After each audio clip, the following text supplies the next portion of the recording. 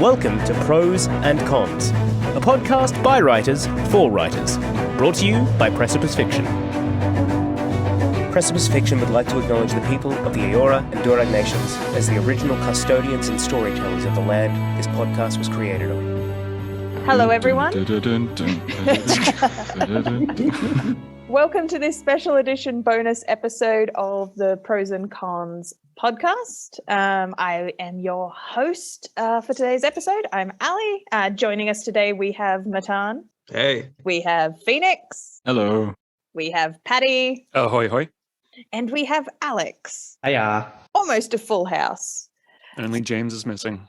Only James has to work on a Tuesday. The reason this is a special bonus episode is because House of the Dragon episode 1 dropped, and if you've been a long time listener, you've probably heard us mention Game of Thrones and Song of Ice and Fire quite regularly as just something we're well versed in, something we are fans of.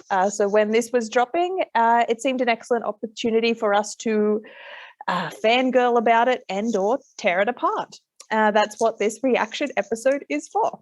We've tried very hard not to discuss it amongst ourselves until we're ready to dive into it. So rather than doing our usual round the table thing about what we've been watching this week, I'm just going to assume we've all watched the episode as our viewing. So I did. Alex pulled an excellent face. Basically, my first question that I had for everyone was, tell us a little bit about what your personal relationship is to A Song of Ice and Fire, what your relationship is to the TV show, and kind of the level of hype and knowledge you've come into the House of the Dragon premiere at. So I'm going to throw it to you, Matan, for that. So when George Martin was young, he went to Israel, and I'm basically his bastard son. So that's the reveal. But it's I was buying that for the about rest 3 of the seconds. podcast. It's not going to have any effect on the rest of the podcast. I just put it there, and that's it. Jokes aside, man, I love Song of Ice and Fire. I loved Game of Thrones, the show. I'm one of the people that first watched the first season of Game of Thrones and thought, man, I should go and pick up these books. So that was a great experience. But Game of Thrones aside, I also really enjoyed Fire and Blood, the book I'm guessing House of the Dragon is based upon. Yeah, I love it. I enjoy it. I had my thoughts about the final seasons of Game of Thrones, but as a whole, it's a sweet and blessed memory. The whole thing as a whole. Was it too tainted for you? No, because, I know you know as well as anyone that making movies and TV shows is such difficult work. So I don't get upset when someone doesn't do well. I get disappointed, but I appreciate what was done well, which is a lot. And it was a miss. Good attitude. Yeah, I actually agree with that. People got so outraged by the last episode, and it's not fair. They did the best they could, obviously. Yeah, I mean, if you're outraged and you're listening, then maybe we respect your outrage, and we do. We had feelings. You can add us. We'll take the free marketing. There we go.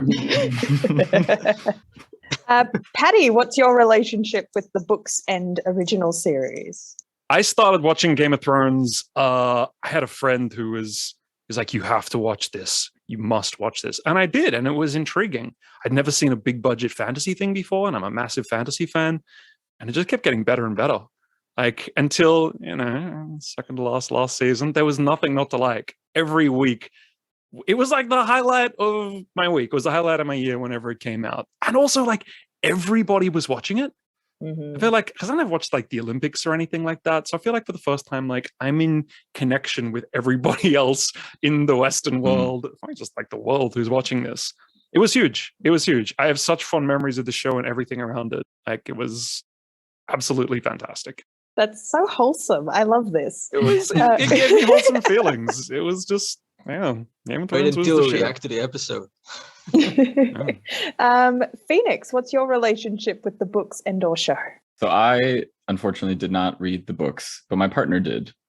So that doesn't really count for much here, but just a fun fact, she read the books. But no, I got started on the show. It was something one of my friends handed me She handed me the first 3 seasons on a flash drive, a legal flash drive, and should we be admitting to this? It's like an important part of Game of Thrones culture, I think, especially in Australia, is the relationship to pirating and how you actually get a hold of this material to consume no one has it. HBO. Who has Foxtel? That's right. In our defense, it's very hard to for get this the last episodes in. episode. I watched it on HBO Max. There you go. Yeah. But I one day I was just like, all right, like let's see what I have on this flash drive. Adventure Time. I know he gave me Game of Thrones, so I was like, I finally popped it on, and I was like, oh my god, like shoot, this is like, I felt so at home immediately. I was like, I am gonna fall so deep into this show, and I'm so here for it. I have 3 seasons right here. Let's go. I watched 2 episodes, and then I talked to my girlfriend at the time, and she was like, you started it without me? And I'm like, oh, I guess I'm waiting to watch the rest of the episodes. But I loved the show very, very much, all the way up until season 6. I loved season 6. The end of season 6, I was like, holy crap, like the whole battle with Jon Snow and that whole one shot through my heart was like going. That was stunning. And then once that was so good. Yeah. And then once I saw like the first episode of season 7, I was like, they lost it. Okay. And I knew immediately. I was like, all right, it's done. Season 6 was where I liked it, and I'm not really a fan. I see where this is going, and I'm not a fan anymore. And I was okay with that. But and then so going into this new series, I was a little bit skeptical. I had my bar low. Mm-hmm.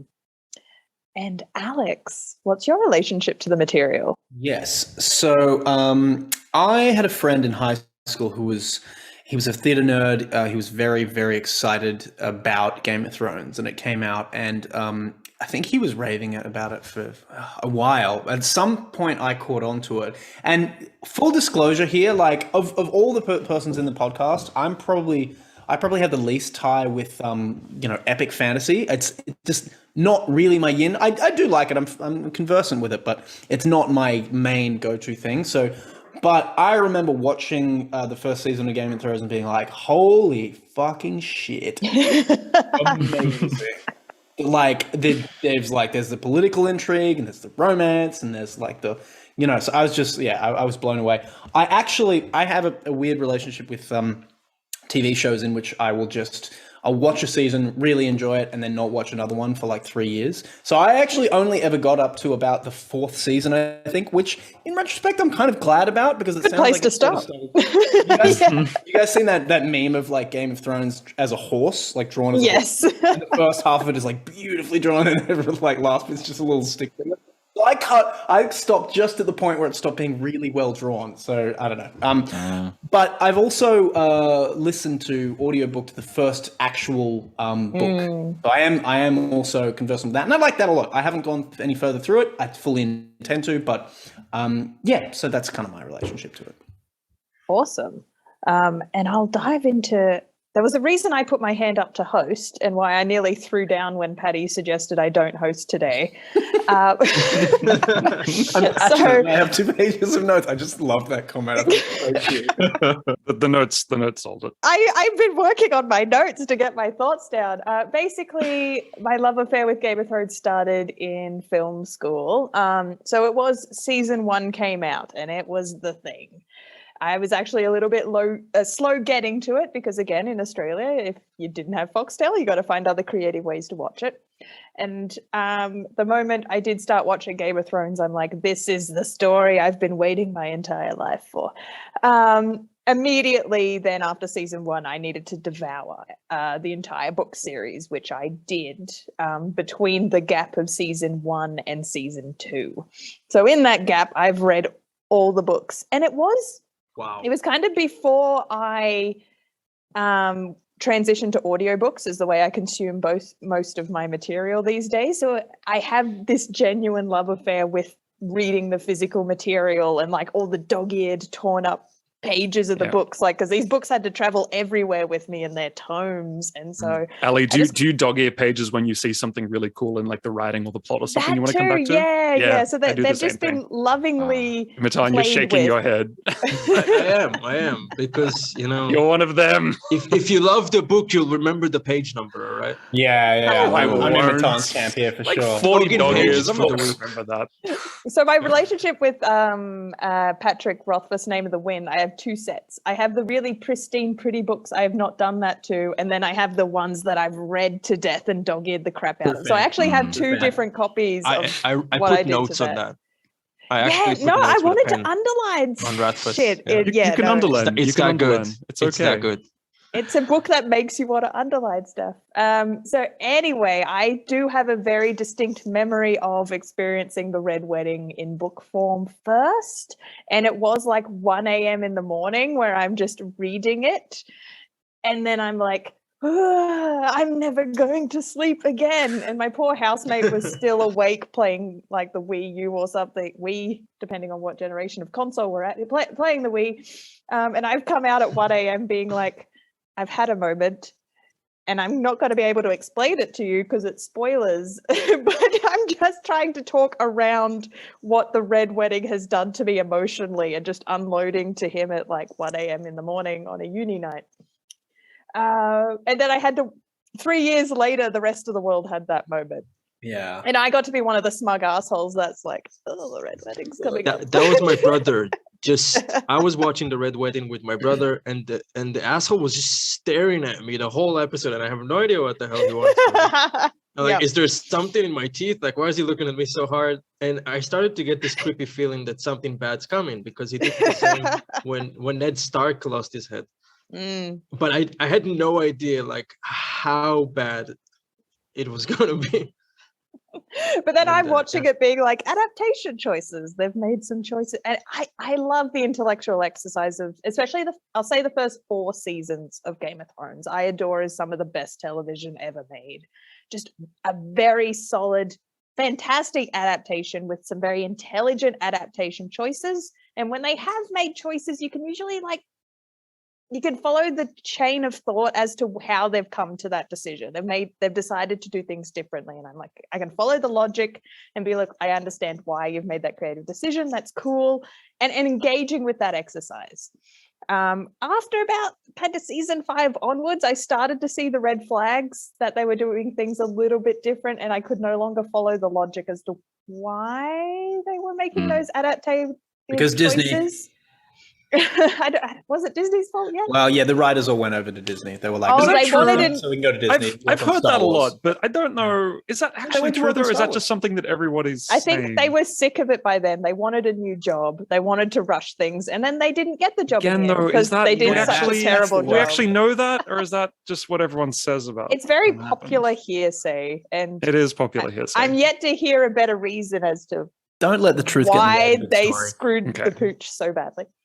Anyway, so it was one of these horrible slow breakups, but like it was a train wreck I couldn't look away from. So like my housemates had to put up with me being like, we're all sitting down to watch this as I watch it angrily, was my relationship with like the last 2 seasons or so. I had to consume it all, but I'll do it with my arms folded being like, what a terrible writing choice.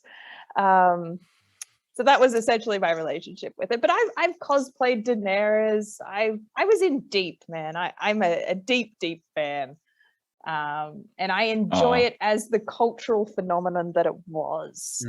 And it is exciting that we're getting House of the Dragon now, because as you were saying, Patty, we get to engage with this water cooler talk event television that only comes around every so often in a lifetime.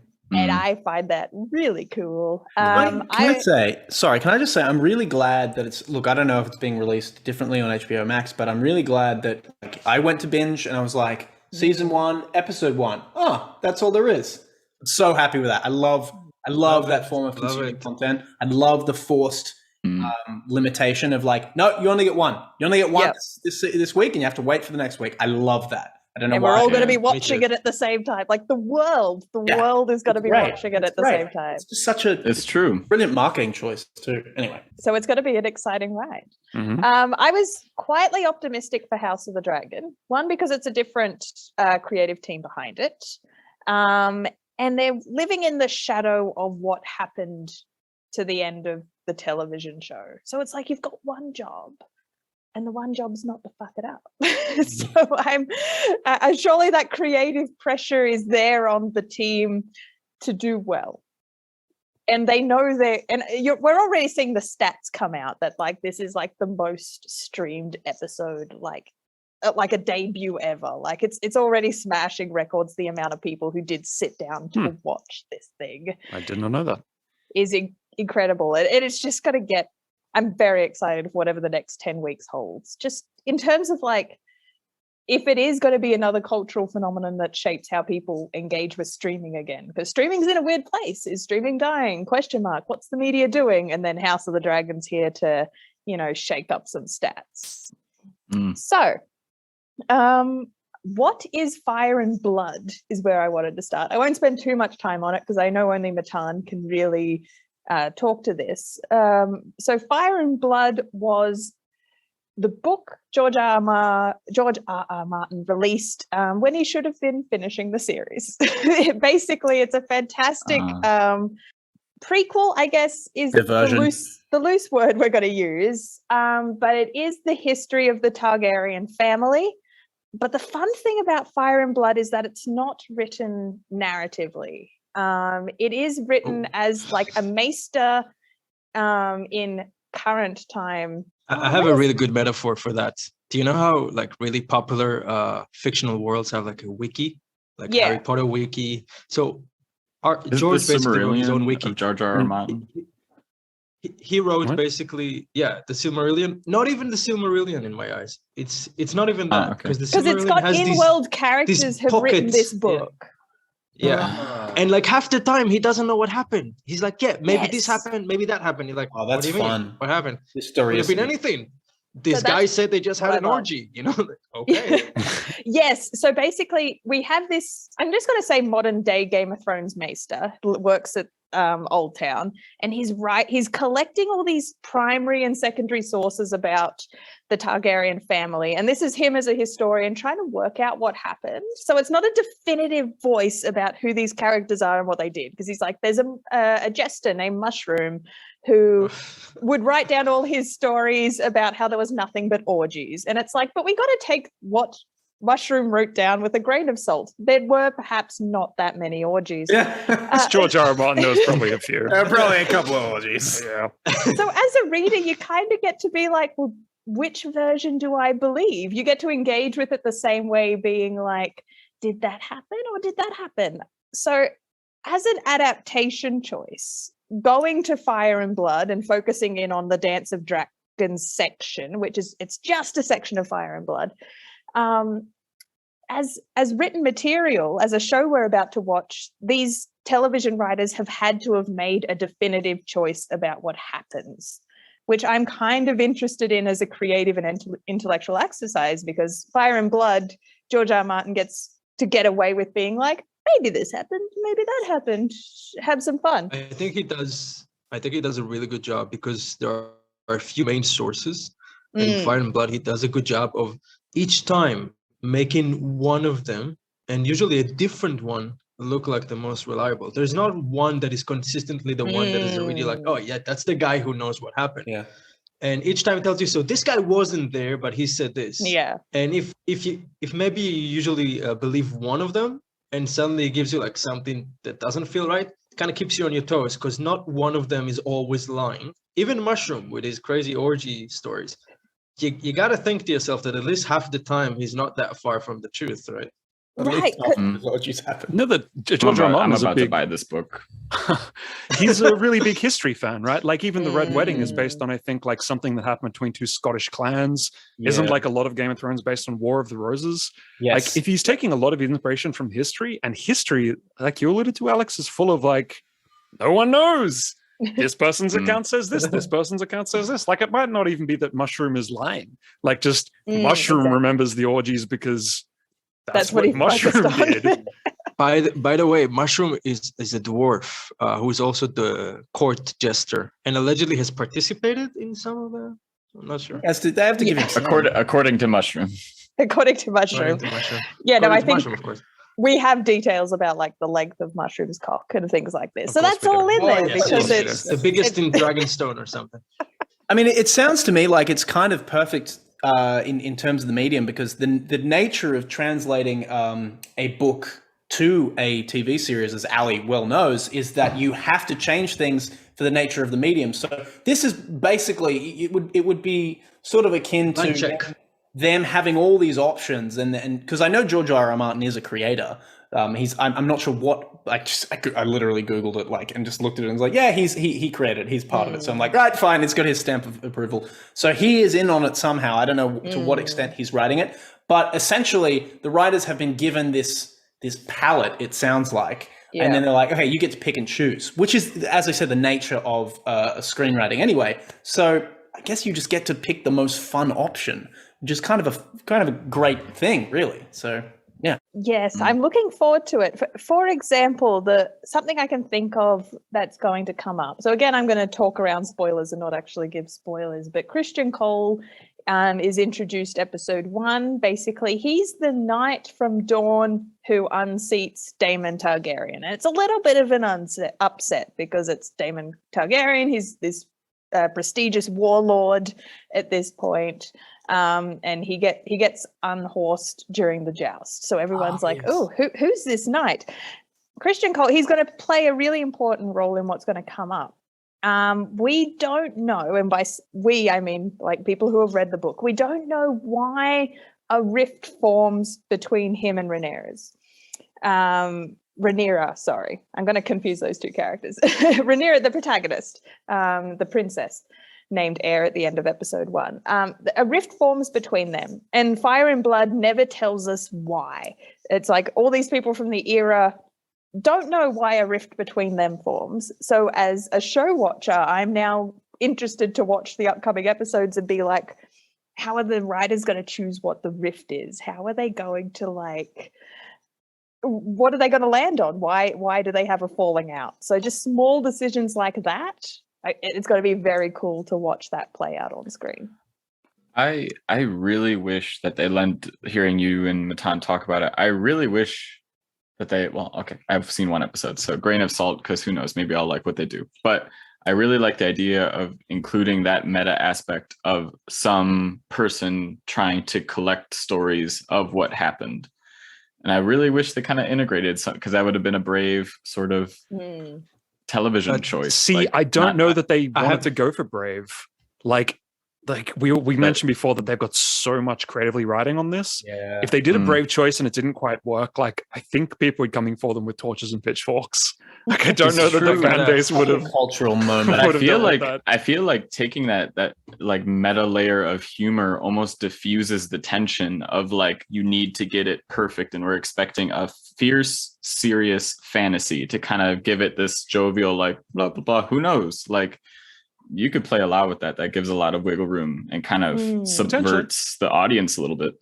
Potentially. I gotta be honest, as someone who read the book, I'm really happy that it isn't that way, because I feel that's what I'm missing. I am missing the true version, and I wouldn't want to watch another version when another person isn't sure what happened.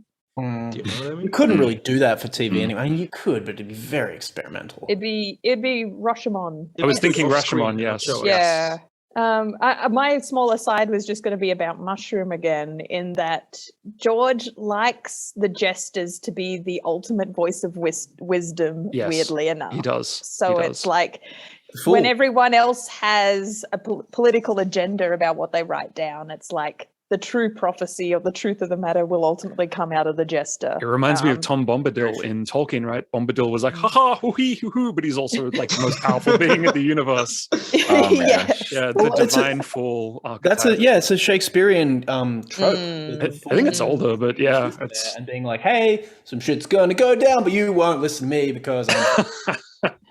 It's the tarot card fool as well. Very much so, It's very much an archetype we are used to, and George does love that archetype. So in terms of steering this reaction episode, I basically wanted to go from the top. So as an adaptative choice, I'm very interested in being like, when are they going to open and close the Dance of Dragons? Because Fire and Blood, it just runs together from this person had this kid to this kid, all the way down the dynasty. So it's tricky to be like, well, when do you launch the Dance of Dragons and when do you actually close it off? Because kind of, I guess, minor spoilers, it's not going to be a happy ending. We're watching Game of Thrones. We are ultimately watching a tragedy. So where exactly are you going to find kind of these end beats? Something I find the book does really well is, even if this person ultimately has kind of an unsatisfying end, you keep reading because you want to be like, well, does their child stick around to like fuck shit up and avenge them? Like, that's why we're watching the Starks, right? It's like, oh, well, this happened to Ned, but we want to see what the kids are going to do. And that's what draws you through again and again and again. It's what George does really well. So as an opening, basically what happens to Rhaenys, the queen that never was, does a really good job, in my opinion, of kind of kicking off what the whole political climate is and what the thematic discussion of the Dance of Dragons is that a woman cannot sit on the Iron Throne. So I did want to throw that open to you, what you guys thought of the opening and kind of setting that up as the big opening question. This was actually so many opinions at once. We need a system for this. Patty, go. Oh, okay, all right. Oh God, I don't remember what my point was anymore. Phoenix, you go. Shit. Well, this was actually one of my big questions because I felt like I was really curious for the people that read the book, and I am going to read the book now. I might go out and buy it tomorrow.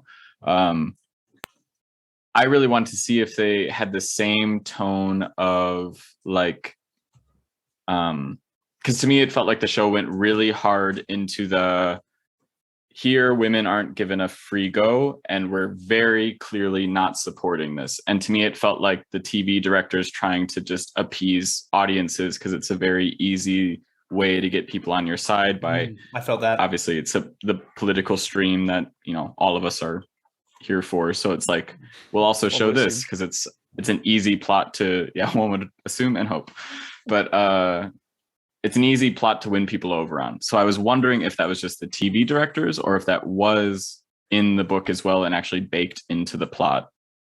Yep. Like that. Absolutely. So it sounds like it kind of is. No, I think it does. So we know George can write really complex and great female characters, and so Dance of Dragons happens towards the back end of Flood and Fire.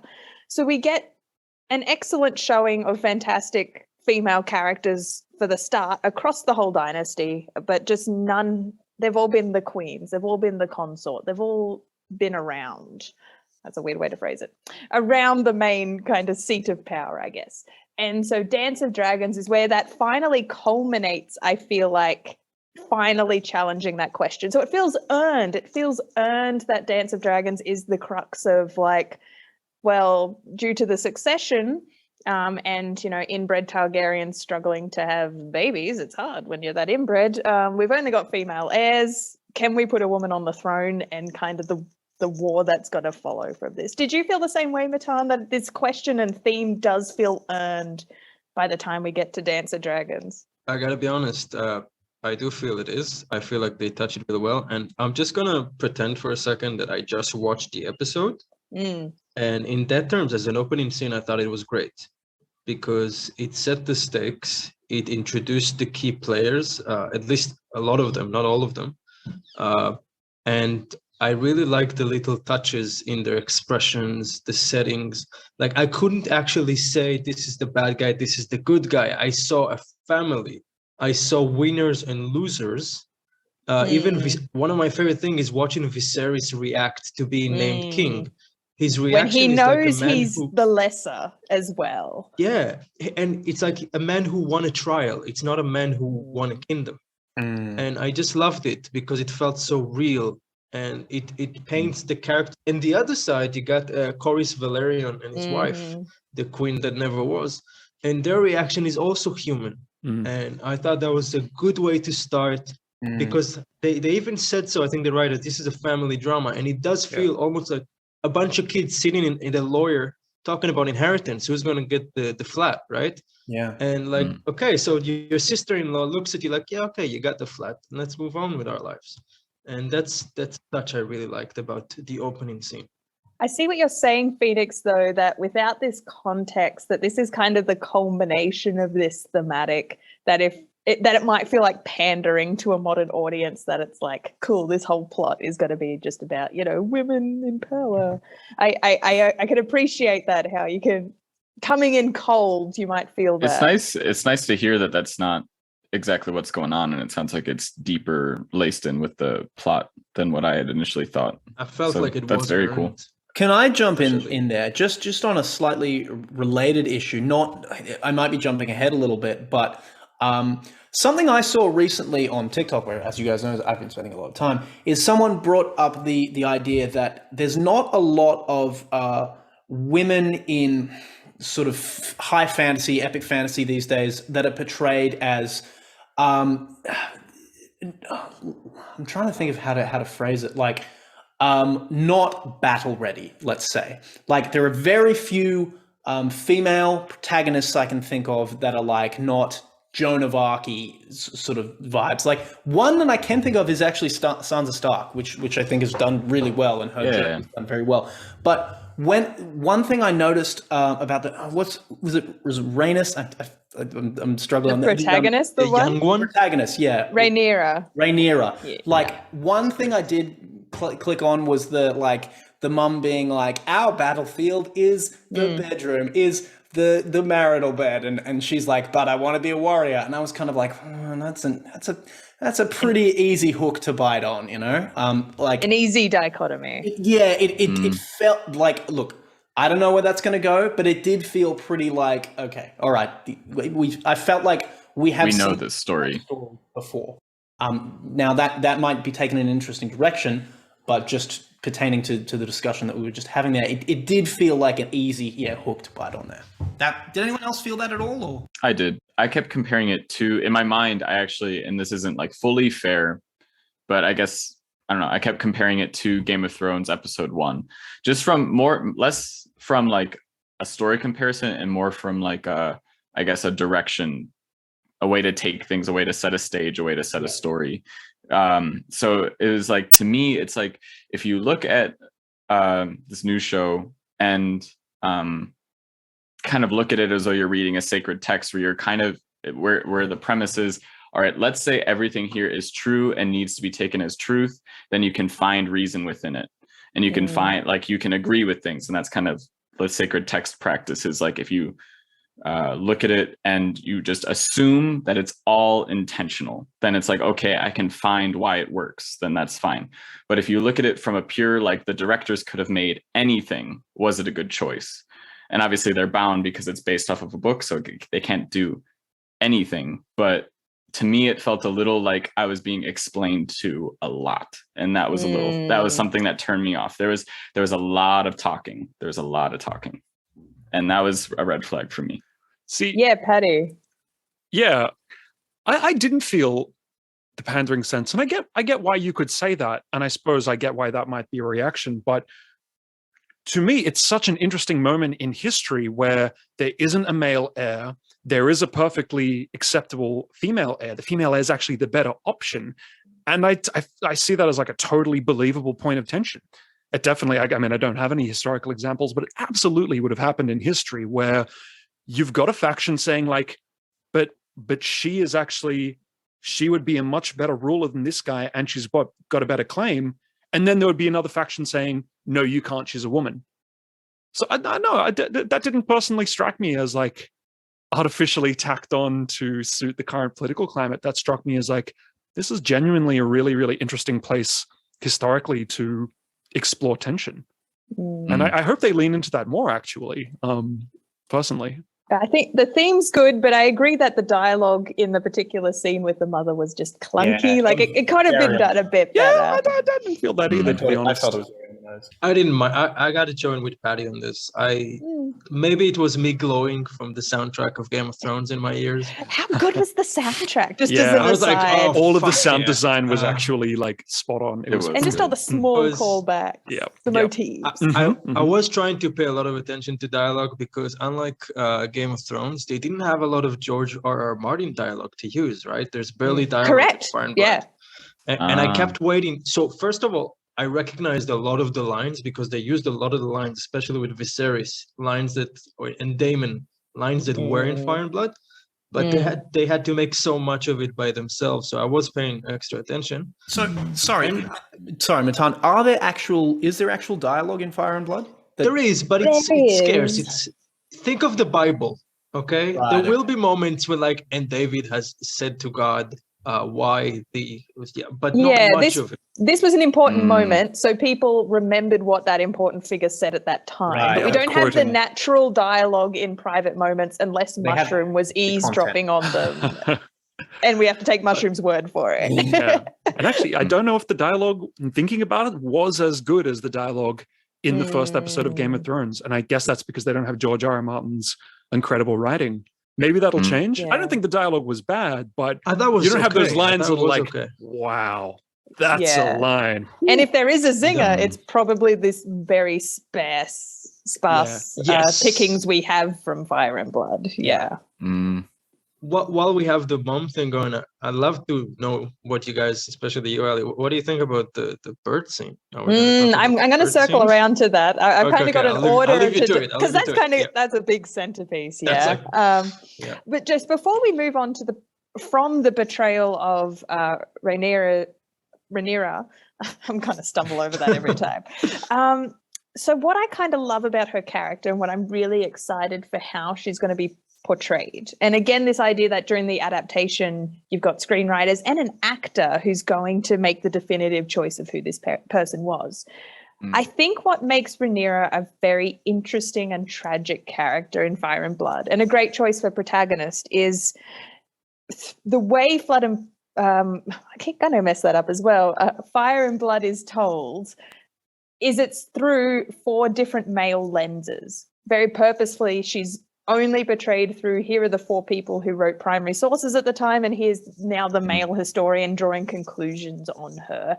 So we never actually know who she is. She's only ever portrayed through this cloud of the historian's gaze, all these male gazes.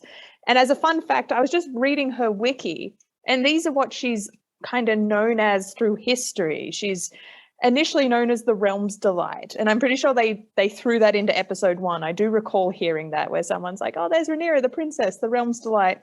Later, she's known as the Whore of Dragonstone. Later, she's King Maegor with tits, the Half-Year Queen, Rhaenyra the Pretender, Queen Rhaenyra, the Dragon Queen, the Bitch Queen. Oh, wow. So it's this incredible gendered language gets attached to Rhaenyra and this lens. And that's how she's only ever known by everyone else. So Sounds about right. Yeah, and as through history, that's our relationship with history. Martin's doing a great job there. So I just wanted to ask you guys your impressions of her as a character now that she's going to be solidified as a character as we get to engage with as an audience, rather than this kind of nebulous, tragic figure that she is at arm's length from Fire and Blood. She didn't actually, to be honest, I didn't think she was a poor character, but she didn't strike me as, she didn't jump out to me. And maybe that's the actress. And again, I don't think there was anything wrong with the actress in her role, but she didn't like grab me as like, wow, now this is a character to watch. She was fine, but that might be the point.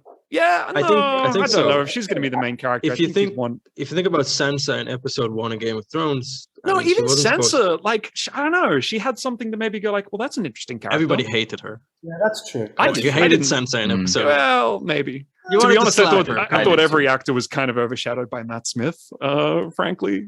So, because I thought he was effing brilliant. Let's talk about him. We will Sorry. circle the back. That's to okay. this. So yeah, that was my let's- impression. Again, Let's I don't Okay, want to cool, bury she's the fine. female protagonist as No, we no, no, thematically talk sorry. about Anyway, burying our that was female my protagonist. That's too ironic. Did any of you guys think like, wow, this is amazing protagonist? I loved her. I absolutely loved her. All I right. thought, but that's the thing. I love her because I know what the character is destined to. And I'm like, oh yeah, she's gonna do fine. She's gonna be great for that. But I do understand there's another actress.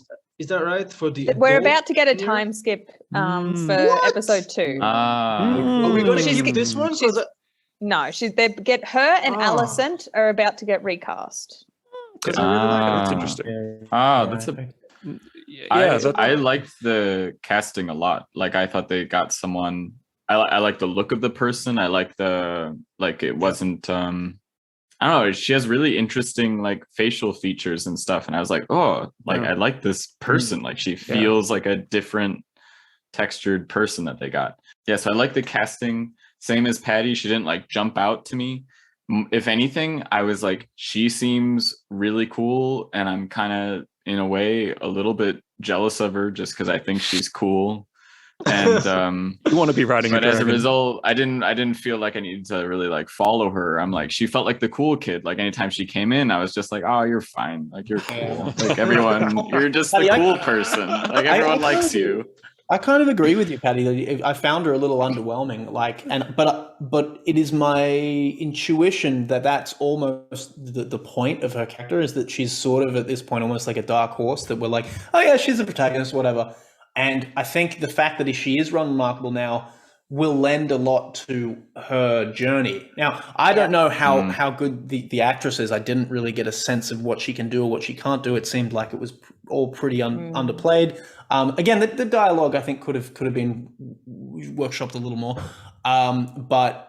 I think maybe the fact that it is just a fairly blank slate at this point, and that's not a bad thing or a good thing, can maybe lend it to some more extremes later. So that was the impression I got.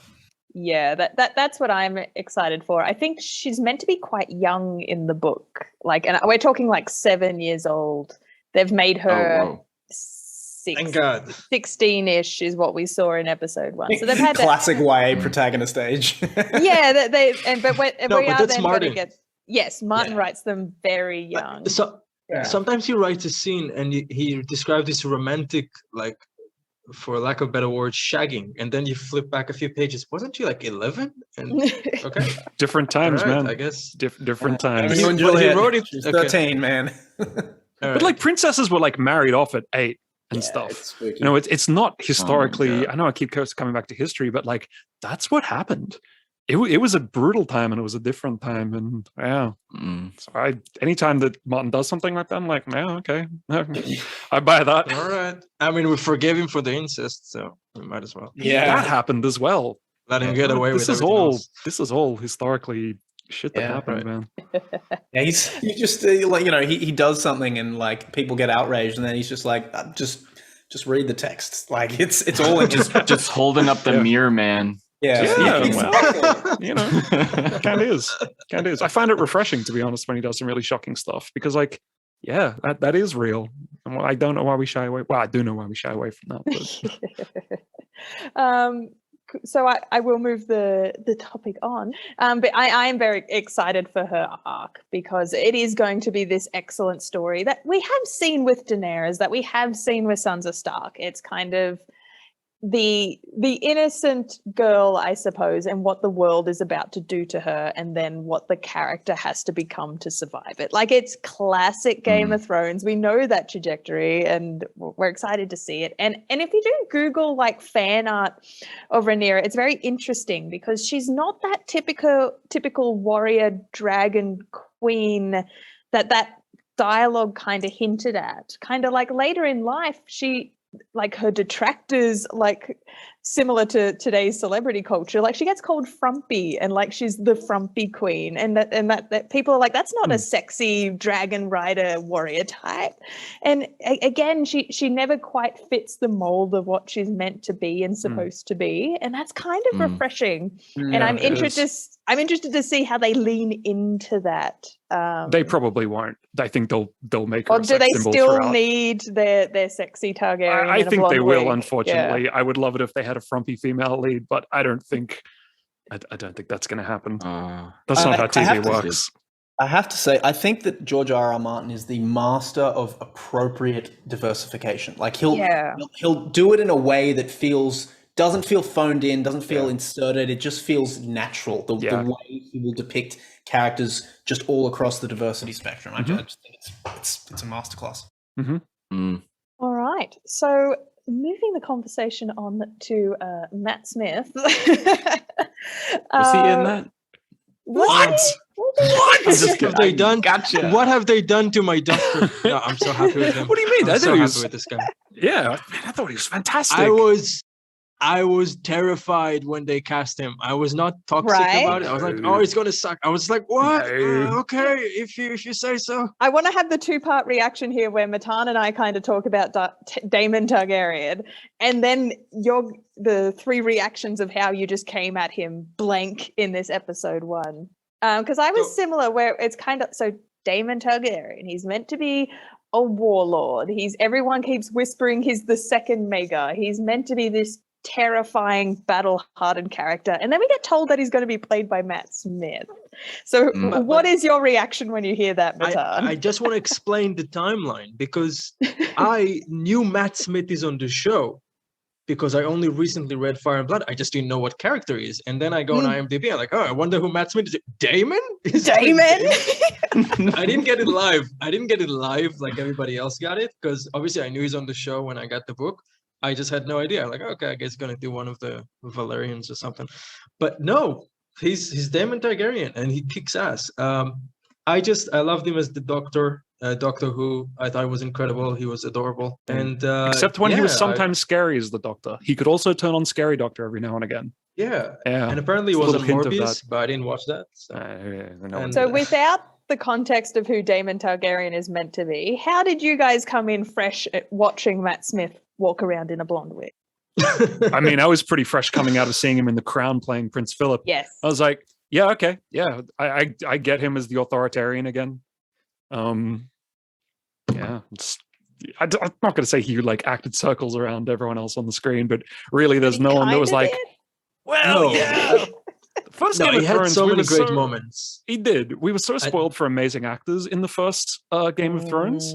They kind of used all of England, so they did. You don't want to feel like you're getting second pickings with the House of the Dragon. There's actually quite a lot of Australians in it, so I actually think young Rhaenyra, who we unfortunately bashed slightly, I think she's an Australian actress, and Breakbones, who's coming up, is an Australian actor. Breakbones. Okay, just to conclude, I think Matt Smith is an actor. I agree with Patty. He didn't run circles around everybody, but I think he hit all the right beats of this guy that you're not quite sure as an audience. Am I supposed to not like him? He gave me this kind of late Jamie. I don't want to compare him to Jamie Lannister, but I've got a Jamie Lannister rant, so feel free to begin that's the it. thing. He's like, he had that moment when his mistress tells him the king can't replace you, and a cliche character said, no, he can't, and I'll show it to him.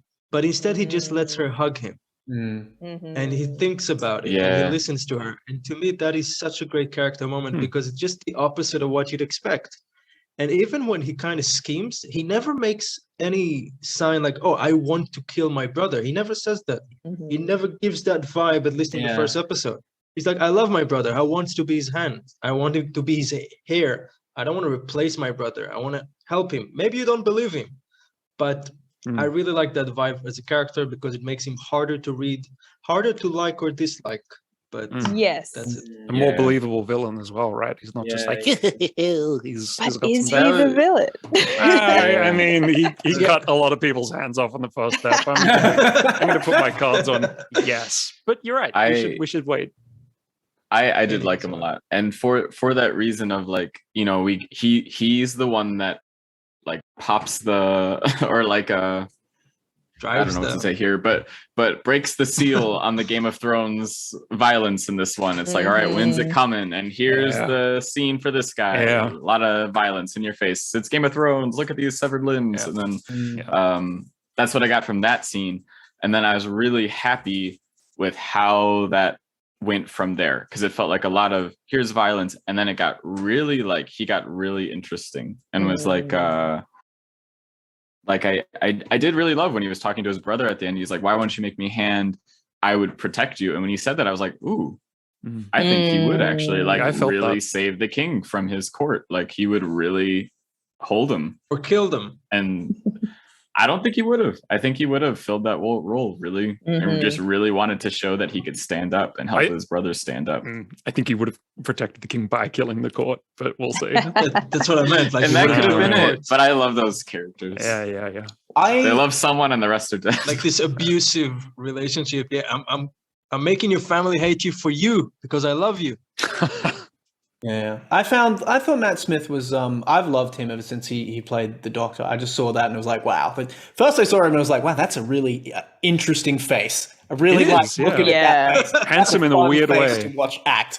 But no, he's great. And in this, I thought he really walks that line between. I think Jamie Lannister is a good comparison, but he's more complex. He's a bit more like he's jovial and he knows that he is beloved but also feared. But I think Matt Smith walked that line really well. I was really when I saw that it was him, I was like, oh, this motherfucker. Yeah. I know that I'm holding the explicitity like fucking button for this episode. So feel good. Jamie Lannister was going to be my go-to comparison, because if they stick the landing, Daemon Targaryen is going to be the House of the Dragons, Jamie Lannister, in terms of a really satisfying character arc as well. But the fun thing is he doesn't have that very sympathetic beat where very early on they cut off Jamie's hand. So as an audience, straight away you go, oh shit. And then that's the switch, right? When as you start sympathizing with him. Yep. Daemon Targaryen's not going to have such a very clear-cut moment of sympathy. It's all going to be in Matt Smith's hands to really juggle that complexity.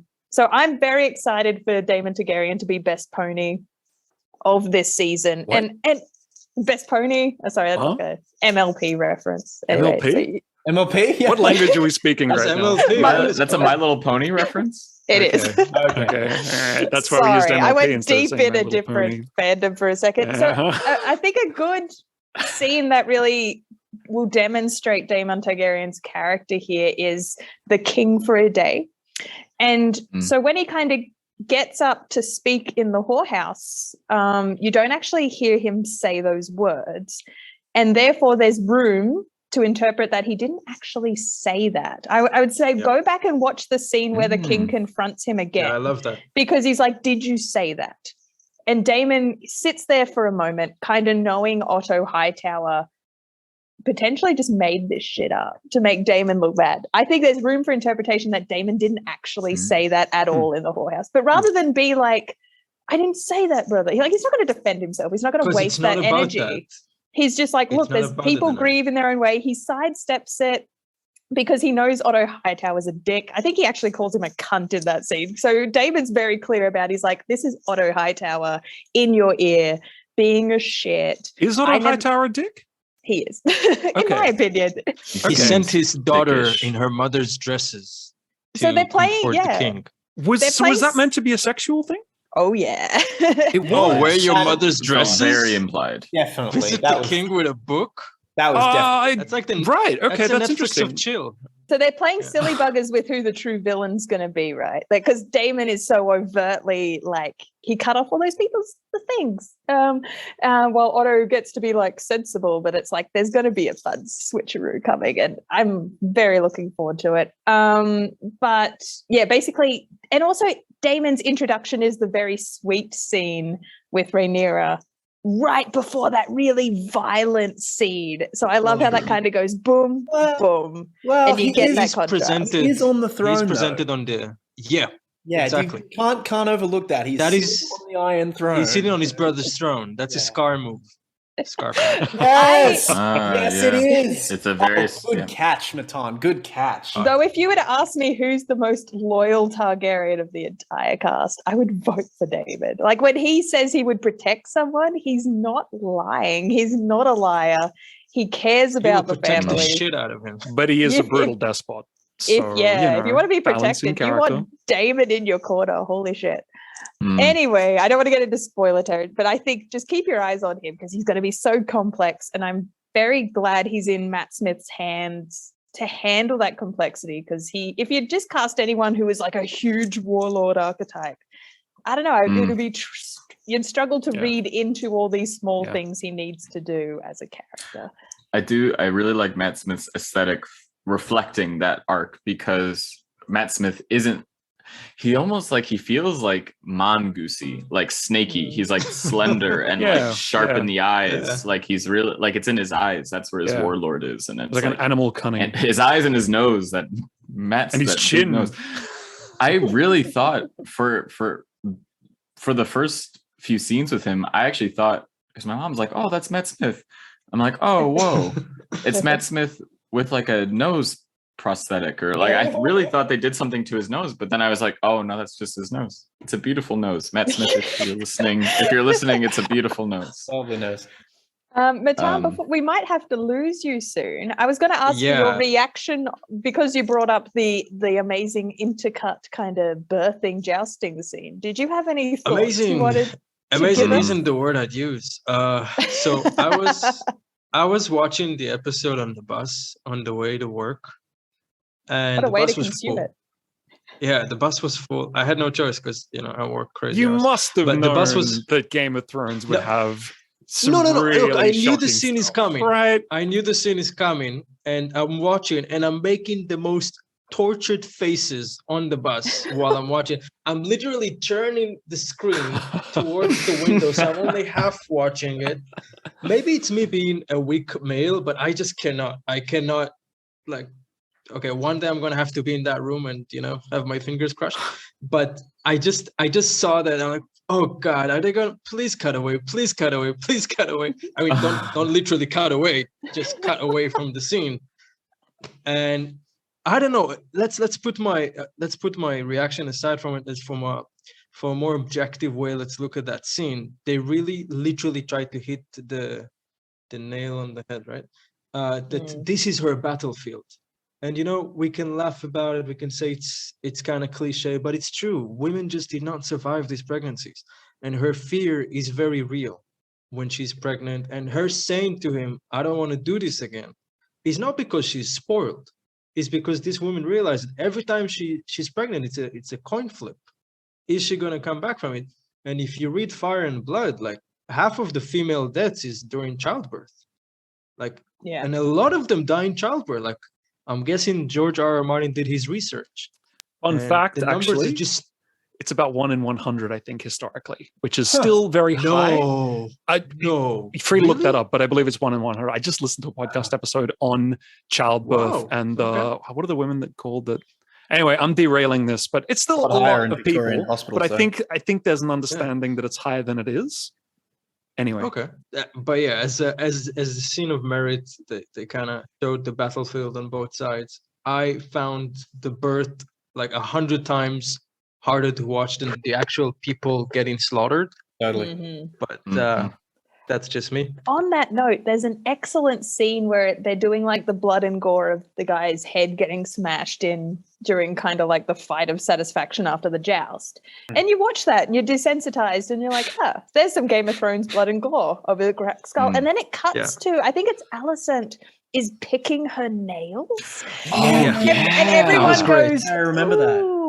That was next level. It's suddenly like the trauma. So it's like there's the stylized violence, but then there's the implied trauma that that it's having. And that I thought that was such a magnificent shot. Just the nail picking was the squeamish moment rather than the head getting that set a tone. That was that set a dark tone really well. Like oh my gosh. Yeah, I forgot about that.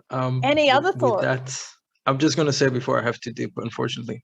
I did enjoy the first episode. I am quite looking forward to the next one, and I'm coming into this with a just a blank.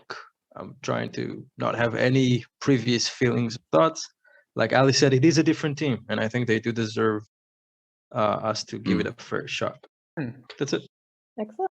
See you guys. See ya. All right, Adios, we're Matan. losing Matan from the podcast, but we'll Bye.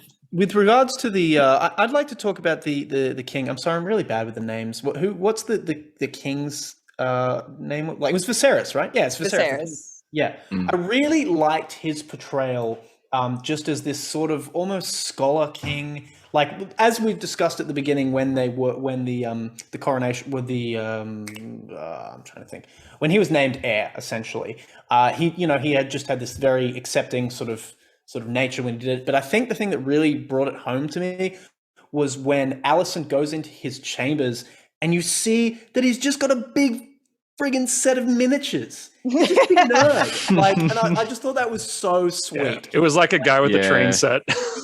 That is exactly what it is. He's just a guy with a train set, and he's just like, I don't. But at the same time, then he's had to make this choice between his wife and the child. Although they did kind of imply, look, she's going to die. You have to decide whether or not you want to like pull the button. Did they push imply the that? I actually didn't get the implication that the wife was going to die either way. I thought it was you are choosing your wife or the child, which for me actually was the much more interesting choice. If she was going to die either way, then that's not. Well, I agree. That makes a more interesting choice if he has to pick the child or the wife. But I do specifically remember him saying that there was something about it being like you can either choose between your child living or nobody living. Like I can't remember the quote. But I think that was a persuasive argument, but he does later phrase it as "or leave it in the hands of the gods," which is true. Maybe True, the birth will be true. fine, but do you want to take that risk? Like that was thrown Yeah. in as well. On Viserys, there are some very interesting adaptative choices to make him more human. And I did like the guy playing with his miniature Warhammer army. That was a cool scene because his pure purpose, I guess, in the book is to not be a very good king. He was just like, as an archetype, is meant to exist as the worst, not as good choice when against Rhaenyra's the queen that never was. And he's just meant to be like a little bit weak, a little bit fumbling. So when he is overshadowed by the domineering personality of his younger brother, he is able to be pushed around slightly by the council. That's true. So it is interesting that he does come across as likable because the archetype isn't necessarily likable.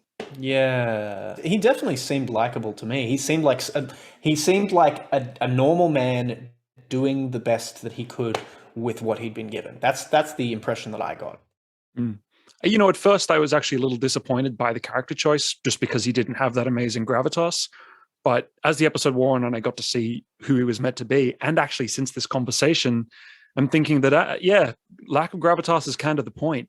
He's not a born king. He fell into it because he happened to be male. Yeah. Least bad. Least bad. This is a spoiler question. But this whole episode, spoilers, whatever.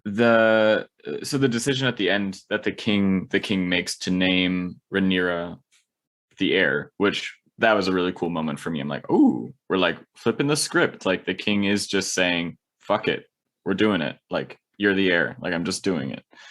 Was that in the book? Was that meant to be sort of a very defining moment for that king character, being the fumbling, can be pushed around, can be overshadowed, and here he is just making a decision? That's interesting. I have a lot to say about that one scene in particular. I'm going to save that for the end of this podcast. But for me, that's always just a decision of love, in that we've got a character who's not very good at playing the political game. So like he was trying to do what they said, being like, I'll wait for a male heir, that'll stop all this talk and potential war and me having to make an uncomfortable conversation with my brother. So for him, Rhaenyra is around. She's the cupbearer. She's informed. She knows how the politics works. And just at the end of the day, it's like, this is my firstborn child. I do genuinely love my daughter. So for me, when I'm looking back on that, I'm like, he makes the decision just because he loves her. It's not really like a tactful or a growing a spine moment. Though now that you've said that, I kind of like that interpretation, though. That's kind of cool. But also, they I feel like one of the takeaways meant to get from the episode is that Damon Yeah. would have been a brutal king. And I think obviously he loves his daughter and he thinks she's capable, but also it's like anyone but that guy. Yeah. Right? Yes. Yeah. I feel like it kind of was almost standing up to him, and like what you said, Alex, like this is kind of his moment to, if I'm going to do one good thing, it's to make sure the next heir is the right one. Yeah. Yeah. And no, Yeah. I think everyone agrees except Damon that it should not be Damon. Well, I don't know. Weren't there some council members that were actually like, well, Damon is clearly the correct role? I think they're just because they're like, we can't upend tradition. Do you want another war? Yeah, maybe. Jesus. Maybe. Yeah, I do But remember people that. like a strong man, right? Some people. And he Some is people well like a strong liked. The Yeah. point is meant to be he he's gets built shit done. the gold cloaks. They're fierce. They're loyal to him. He's Ah, popular. Yeah. Like, That was- there's- yeah. With the gold cloaks, when I first saw that, I was like, is this a Baratheon thing? Like, what's going on here? And then I was like, oh no. As the city watch, he built. Yeah. Yeah. No, I got that after they described it. When, like, initially I was like, are they being invaded? Like, Small aside though, super weird that Damon like overhears that conversation. Like Yeah. through what Reaction looks is so like great. inbuilt spy holes into the Yeah. small council. They kind of got to get those filled in. They do. Yeah. Anyway, I want to close out on a point on what everyone thought of the second last scene. So it is the scene we're talking about where he names her heir. So my journey through this episode is I'm enjoying the shit out of it. I love it. I'm like, they're doing so well. It's so loyal to the books. And I even remember having a thought while I'm watching it, because I got to see it on the big screen. I got to see it in a cinema because I'm a fancy film person. I saw it at a red carpet event. And the whole time I'm thinking they're doing such a good job of kind of being subtle and not drawing attention to the fact that we've had 8 seasons of a previous show. There's no wink, wink, nudge, nudges. They're treating this as a separate thing. I'm very excited. And then we get this scene where they veer out of their way to invent some nonsense that's not in the books for what I can only guess is to justify a tie back to the original show. And my head's exploding and I'm like ready to throw down in the cinema. So that's not in the books. This idea like that there's a premonition that drives Aegon Targaryen called the Song of Ice and Fire that's about White Walkers in the North. Yeah. I'm kind of like, what are you talking about? Oh. And this idea that a Targaryen must be on the throne to defeat this winter that's coming. I'm like, in 200 years? Yeah, it's a I'm long like- prophecy. You know, they're looking forward to the Right. future. it stood out to me like such a sore thumb. So I wanted to ask if you guys had any weird knee-jerk reactions listening to that scene at all. I feel like it felt a little. There was a lot of information coming at once. I mean, I hadn't read the book, so the idea that there was a prophecy, that didn't strike me as weird. It's Game of Thrones, there's magic, prophecies happen. Cool. Okay, I was on board for that. But it was like, now listen here. Here is the exposition. Here is what's going to happen. Here is the name of the first book of Game of Thrones in dream form. That was like a lot at once, but I can imagine a world where that was handled a little better in the script and would have been fine. Mhm. Interesting that wasn't in the books. That's Yeah. It's for me it was seeing as I went in with my bar so low, and I expected them to lean into the you have this massive fan Acknowledging, base, you have this yeah, whole show, like you could do so much fan service if you wanted to, sort of thing. Like you said, Ellie, they did a good job of not leaning into that too hard and stuff. So I guess seeing as my bar was so low, when he said that, I was just like, and here it is. Like that, it was just like I didn't really nudges. I didn't really feel it. I was like, yes, Game of Thrones was a show we watched. Like With it was like Well done. Thank all you the for characters But on it the was screen very- turn to the camera and say, "A song of ice and fire."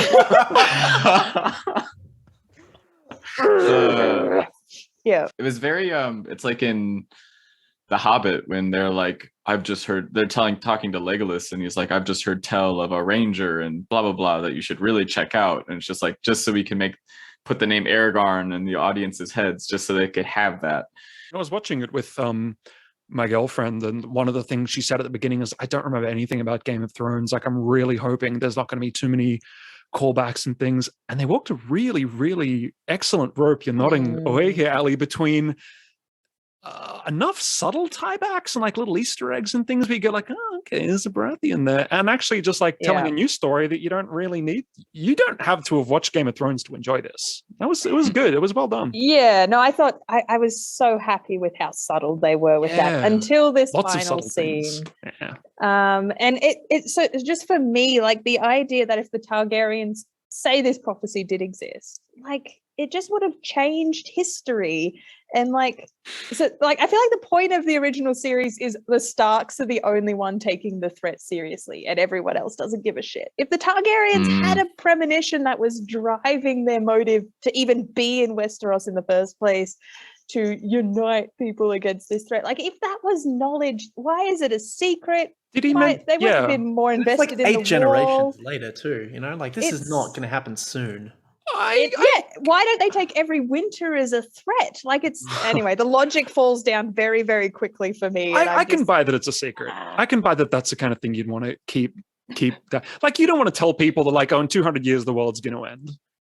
Maybe you do want to keep that just within the family. We will have to keep our eye on that as a narrative thread, though, because they do have to also write in. They have to write in a reason for that secret to not make it to Daenerys. Like, it needs to end in the line somewhere. Like somewhere. And maybe they're going to have it end with Rhaenyra. Like maybe it dies with Rhaenyra, because I'm just for me it makes her character less complex. If suddenly she's a protagonist driven by destiny and a premonition, when just be a character driven by, no, this is the thing I'm trying to protect, my inheritance, I'm the better ruler, that's why I'm going to fight for it. Like that is such a human, wonderful motive, rather than our typical high fantasy motivation of I'm driven by a premonition to stop ice zombies. So I'm a little annoyed they've shoehorned in, and I think that's going to be handled clunkily. But God, I hope they don't spend too much time on it. Maybe they'll just never mention it again. God, I hope Which is the other option. Yeah, I hope she just is able to exist as a complex character without this motivating her. But we shall see. Any final thoughts before I wrap up our reaction episode to House of the Dragon? I have one. Yes. Do you think, and listeners, you can play at home, do you think the dragons would, if you were going into this completely blank, have not seen Game of Thrones, have not read any of the books, do you think the dragons would have nearly the same effect if we didn't have the satisfaction of seeing how much of a powerhouse and a trump card dragons are in Game of Thrones? Because that really brings a lot of weight to the introduction of, we have 10 adult dragons in our military, and the fact that they said a lot by having the dragon fly over in the first scene and nobody on the ground even looked up. It's like, oh, they're very common here. That says a lot. But it says a lot because if you know what was the deal in Game of Thrones. They really, so that was one thing I was wondering. Dragons as nukes. They really would we got dragons. We win. We have dragons. And I was like, okay, That's the things we're at the English essay on, isn't it? That's dragons as nuclear weapons. Yes. Yeah. No, it is very interesting because it is happening in the shadow of Balerion. The Dread has just died. Yeah. And that's meant to be the nuke. That dragon is the big dragon. So now they've all got their smaller dragons are all spread around the wider family. And that's if Balerion was still alive, you can kind of see how the story that's about to unfold wouldn't have unfolded. But because they've only got their smaller adult dragons on both sides of the family. Phoenix, I actually think slightly the opposite. I don't know because I haven't seen it the other way around, but I think almost I have a little bit of dragon fatigue. Seeing so much of the dragons in Game of Thrones maybe go, okay, cool, dragons. Whereas if I just oh my God, there's dragons in this, I think they might have had more impact. But it's impossible to say. House of the Dragons, in fairness. I do appreciate what you're saying, Phoenix. Okay. That's a good point. Yeah. We know what a dragon can do. Yeah. Yeah, true. And you watch them grow up with Daenerys. But anyway, they kind of cover it by saying the whole the one of our power, some of the power we hold over the world is that the world thinks we control the dragons, but in reality we don't. Yeah, It's that like was a that nice moment. shows they do give the fact that dragons are this big force. They paint that. I've got opinions about that line as well.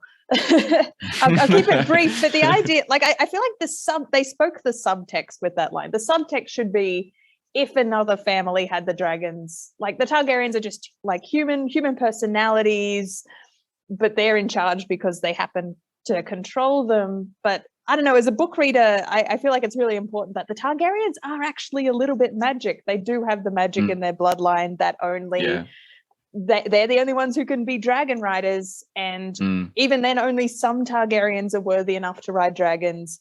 The book is full of just Targaryens who have been eaten by dragons across the centuries because they're not worthy to be dragon riders. And that hint of magic that was seeded into episode 1, that Viserys is sitting on the throne and the throne has cut him, and now he has all these oozing sores. I remember that, yeah. Like, only a worthy person can sit on the Iron Throne, and that's a very subtle kind of magic we need to pay attention to. True. So I did enjoy they seeded that in, but we can't overlook the fact that, you know, Targaryens they are literally magic. That's why they are the rulers. It looked like This is the whole mushroom thing. Did the king really say that? Maybe he didn't actually have the premonition about those ice zombies. Like, it's all hearsay. I thought it raised the Well, stakes, dream. actually, when we heard that, like, you know what, between you and me, we don't have control. I was like, oh, damn. For me, that was, it made dragons much more scary, and the whole thing, like, much more, things could go south at any moment. But I haven't read the books, so... Yeah. It's an interesting adaptation choice, and I do love how you watch it and you're like, no, that's a cool creative choice, while I'm sitting here as one of these book nerds who's outraged just because it's different. Tells a different kind of story. Anyway, thank you so much for joining us for this reaction episode. I'm pretty sure we've gone over our hour. Patty and Alex, I wanted to throw it over to you for a little bit of spruiking our own shit to kind of Alex, you can end kick the this off. episode. I will. Hang on, just give me 1 second.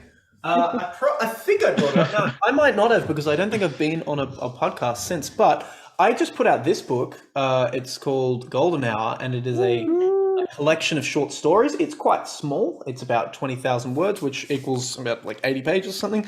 But yeah, I have been writing these over the last couple of years, and I've just put it out. You can find it at my website, which is www.areldridge.com. And there's the link to the books there, paperback or ebook. It's in Kindle as well. So yeah, there's that. Also, you can find me on TikTok at AREldridge author. So. And it's available on Amazon. It is available on Amazon, yes. Very Check cool. it out. There are some excellent stories in there. I've read some of them, and I can attest that they are very spooky horror. It's excellent. Thank you. I'm going to spook Metropius, which is going to be a feature film soon, Ali. Is that right? Well, yeah, no, it looks like on the down low I've got the commission December, January to write the feature script Holy for. crap. So Holy crap, you got it. It's in the pipeline. Metropius is a Oh diesel my punk, gosh. a diesel punk. What would you say? Thriller set in an unspecified time, perhaps in the future, full of intrigue and political machinations. And who is the real villain? And I've got the T-shirt on right now. You can see like this There it is. fantastic art. We've got It's- t-shirts. It's, I Oh my mean, no one gosh. who's listening to this will be able to see, but just imagine a fantastic kind of stormtroopery looking dude. It's a graphic novel. It's a short animated film. It's amazing. Ali is the writer. We're all very proud of her. And check it out. Metropius is Wow. really cool. Thank you for the shout out, Patty. Congratulations. Australia- That's amazing you got the feature. Yeah. That's so cool. That's so awesome. Yeah, like obviously they've still got to secure the funding to make it, but they're confident enough that, you know, they want a script. They've greenlit the script, so gonna write the feature script for it, and that's the direction. And yeah, across the year we'll be putting out. So issue 1 of the comics out now. We'll be doing 2, 3, 4, and then compiling it into a graphic novel with like art from the animation behind the scenes art. So it's going to be a nice little coffee table piece graphic novel. The art is beautiful as well. It's really, It is really very nicely beautiful. drawn. So that one's Mhm. called Metropius, if Metropius. anyone's Googling that one. But yes, thank you so much for joining us, Phoenix, Patty, Alex. This has been a special one-off reaction episode of Pros and Cons. And we'll see you all again next week. Bye-bye. Bye. Bye.